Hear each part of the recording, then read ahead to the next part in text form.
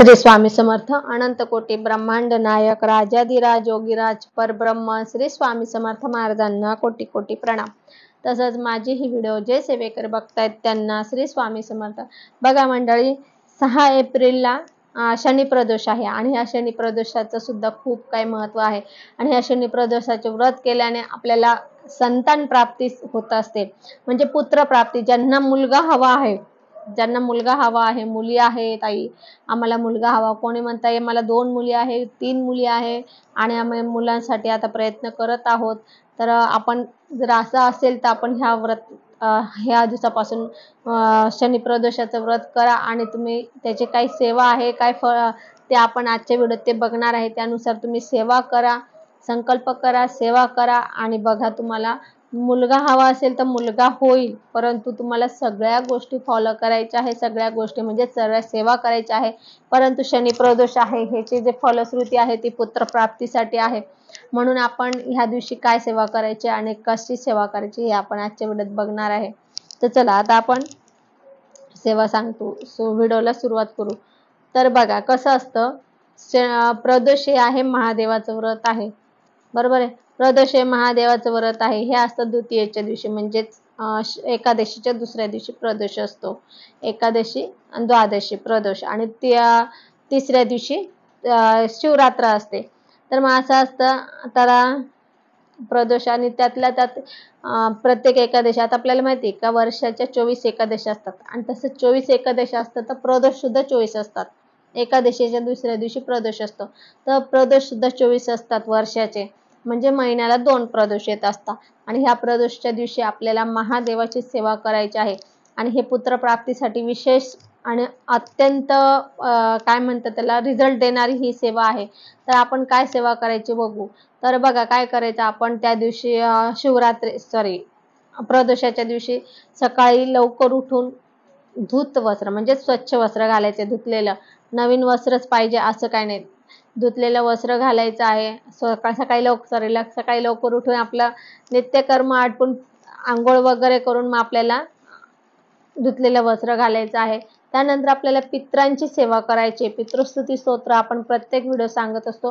पितरांची सेवा सांगताना पितरांची सेवा पहिले सांगतो, कारण की कसं असतं बघा, आपल्या आणि देवामध्ये पितृ उभे असतात।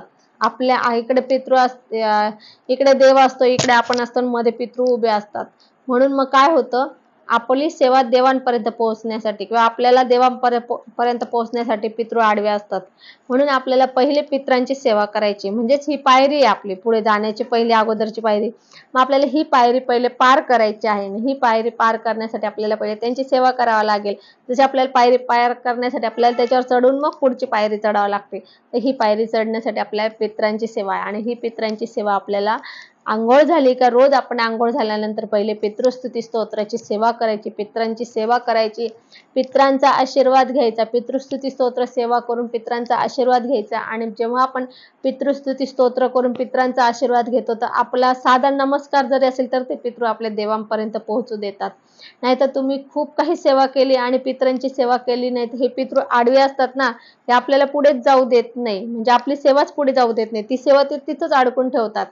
म्हणून आपल्याला सर्वांना एक माझी कळकळून विनंती आहे की पितृस्तुती स्तोत्र हे प्रत्येक घरामध्ये वाचन झालं पाहिजे, कारण की आपल्याला सर्वांना माहिती प्रत्येकाच्या घरामध्ये पितृदोष हा असतोच, कारण की पितृदोष हा जुने लोक एवढे हे करत नव्हते। आणि आपण पण बघा ना, कुठले एवढं पुण्य करत होतो, आपण पण पाप करतोच आहे ना, आणि हे पाप केल्यानंतरच मग हे जे काय आपण म्हणतो ना, आपल्याकडनं पाप होतच राहतं, प्रत्येकाकडनं पाप होतं, पूर्वीच्या लोकांकडनं पण होतच होतं। आणि मग ते जे काय आहे ते त्याचे पूर्ण हे झालं नाही तर मग ते म्हणजे मृत्यू झाल्यानंतर मग ते दोष आपल्या पूर्वजांना लागत असतात, मग तोच पितृदोष असतो। कधी कधी काय असतं, म्हणजे कोणाचे पैसे बुडवलेले असतात, जागा बुडवलेली असते, किंवा कोणाकडनं पैसे खाल्लेले असतात, किंवा काहीतरी वाईट बोलले असतात, कोणा काहीतरी घातपात झाले असतं, काहीतरी त्यांच्याकडनं होत राहतं ना, प्रत्येकाकडनं होत राहतं। आणि हेच मग दोष आपल्या त्याच्या पूर्ण दोषाचं आपलं पाप धुतलं गेलं नाही तर मग हे पूर्वजांना पण भोगावं लागत असतं। म्हणून आपल्याला त्यांची सेवा करणं पहिले गरजेचं आहे। म्हणून उठल्यानंतर आंघोळ झाली का पहिले पितृस्तुती स्तोत्र वाचायचं, पितृस्तुती स्तोत्र झाल्यानंतर आपण महादेवाच्या पिंडीवर सकाळी अभिषेक करा। तुम्ही म्हणजे सकाळी करा, म्हणजे असं काही नाही की लगेच तेच करा, तुमच्या याच्यानुसार करा, वेळेनुसार, पण महादेवाच्या पिंडीवर आपल्याला रुद्राभिषेक करायचा आहे त्या दिवशी. रुद्राभिषेक करताना काय काय वाचायचं आपले एक व्हिडिओ आहे. श्रावणामध्ये महादेवाच्या पिंडीवर काय अभिषेक करताना काय काय वाचायचं हे एक व्हिडिओ आहे. तर ते सगळं वाचायचं आपण.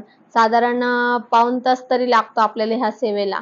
पाऊण तास लागतो. तर पण गोष्ट अशी आहे की ती सेवा करताना पती पत्नी दोघांनी बसायचं आहे. महादेवाचा अभिषेक करताना पती पत्नी दोघांनी बसायचं आहे आणि मग ते महादेवाचा अभिषेक झाल्यानंतर ते तीर्थ दोघांनी घ्यायचंय. तर असे आपले ते महादेवाच्या पिंडीवर अभिषेक करून ते तीर्थ घ्यायचे. महादेवाच्या पिंडीवर अभिषेक काय करायचं हे सगळं आहे. आपल्याला ती व्हिडिओ बघा तुम्ही आणि त्यानुसार आपले ते वाचन करा. त्यानंतर ते झाल्यानंतर आपल्याला ते तीर्थ घ्यायचं आहे. त्यानंतर त्या दिवशी आपल्याला तिखट खायचं नाहीये, गोड खायचे. म्हणजे थोडक्यात मीठ आणि तिखट खात नाही. शक्यतो प्रदोषला तिखट खात नाही असं म्हणतात. परंतु आपल्याला ह्याला तर करायचंच आहे. तिखट खायचं नाही. संध्याकाळी तुम्ही उपवास सोडायला खाऊ शकता, पण दिवसभर नाही खायचा. पण असा आपल्याला हा उपवास करायचा आहे. त्यानंतर त्या दिवशी प्रदोषच्या दिवशी जेव्हा आपण हे व्रत करत आहे, तर कोणाच्या घरचं काही खायचं नाही. त्या दिवशी खायचं प्यायचं नाही. पाणी सुद्धा घ्यायचं नाही कोणाच्या घरचं.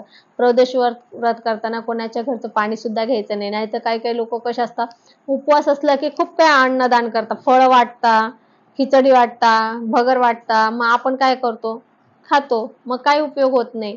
मग तो त्यांना सगळं त्याचं पुण्य त्यांना जातं. म्हणून उपवासाच्या दिवशी तर शक्यतो आहे ना, कोणाकडे काही खायचं प्यायचंच नाही. कारण की आपण काही उपवास करणार, आपण त्याच्यात खूप सेवा करणार, त्या दिवशी खूप सेवा करणार आणि याचं त्याचं खाऊन सगळं आपलं दिवसाचं पुण्य त्याला देणार का? म्हणून ते शक्यतो त्या दिवशी टाळायचं. परान्न खाणं टाळायचं. त्यानंतर बघा, त्यानंतर संध्याकाळ झाली.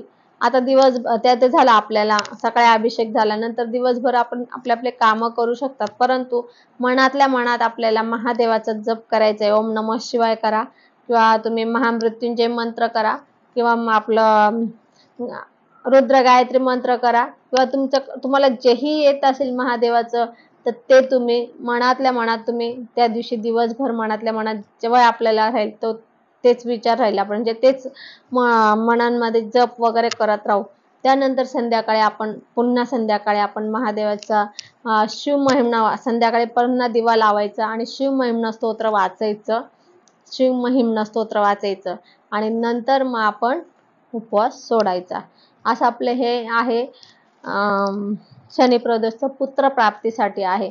तर हे शक्यतो दोघांनीही उपवास केला, दोघांनीही व्रत केलं तर लवकर त्यांना रिझल्ट येतो.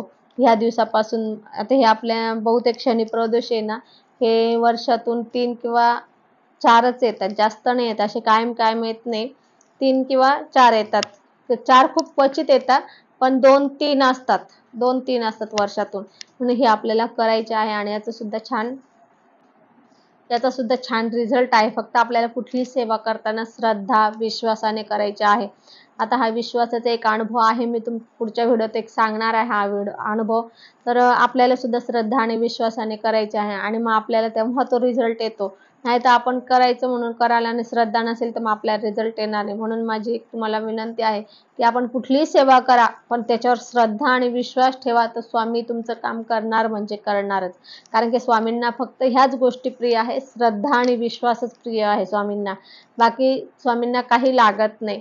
मग तुम्ही साधी एक माळ जरी जप केला श्रद्धेने, तरी स्वामींनी तुम्हाला त्याचं फलश्रुती देणार, तुमचं इच्छा पूर्ण करणार, तुमचं काम करणार. हे मात्र निश्चित आहे. तर असो, आज आपण इथेच थांबू. झालेली सेवा स्वामींच्या चरणी अर्पण करू. आपल्याला जर माझी ही व्हिडिओ आवडली असेल तर लाईक, शेअर, कमेंट करा. माझ्या चॅनलला सबस्क्राईब करा. श्री स्वामी समर्थ.